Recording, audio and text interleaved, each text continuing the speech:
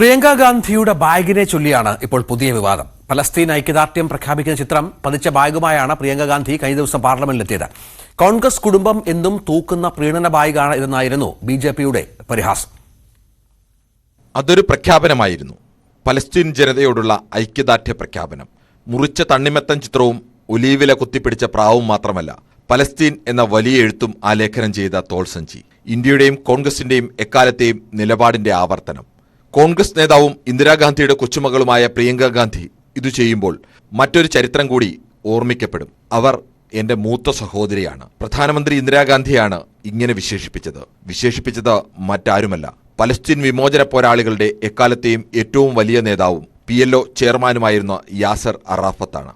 1974 Palestine liberation ഓർഗനൈസേഷനെ അംഗീകരിച്ച ആദ്യ അറബിതര രാജ്യമാണ് ഇന്ത്യ. മഹാത്മാഗാന്ധിയും ജവഹർലാൽ നെഹ്റു മുതലുള്ള ഹൃദയബന്ധമാണ് ഇന്ത്യയും പലസ്തീനുമായുള്ളത്. ഇന്ത്യയുടെ ഔദ്യോഗിക നയം ഇന്നും അതുതന്നെയാണ്. പക്ഷേ BJPയുടെ പൊതുനിലപാട് പലസ്തീനേക്കാൾ ഇസ്രായേൽ അനുകൂലമാണ്. You want to say something? Why are you carrying this bag?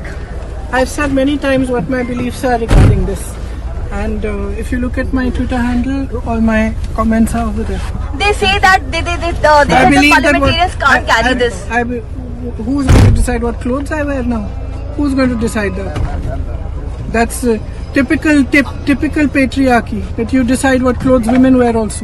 ചർച്ചയാകുമെന്ന് അറിഞ്ഞുകൊണ്ട് തന്നെ ബോധപൂർവമാകണം പ്രിയങ്ക പലസ്തീൻ ഐക്യദാർഢ്യ ബാഗുമായി പാർലമെന്റിലെത്തിയത്. എന്നാൽ കോൺഗ്രസ് കുടുംബത്തിന്റെ പ്രീണന ബാഗാണിതെന്നായിരുന്നു BJP നേതാവ് സംബ്രീത് പത്രയുടെ പരിഹാസം. കോൺഗ്രസിന്റെ തെരഞ്ഞെടുപ്പ് പരാജയത്തിനു കാരണം ഇതാണെന്നും സംബ്രീത് പത്ര പറഞ്ഞു.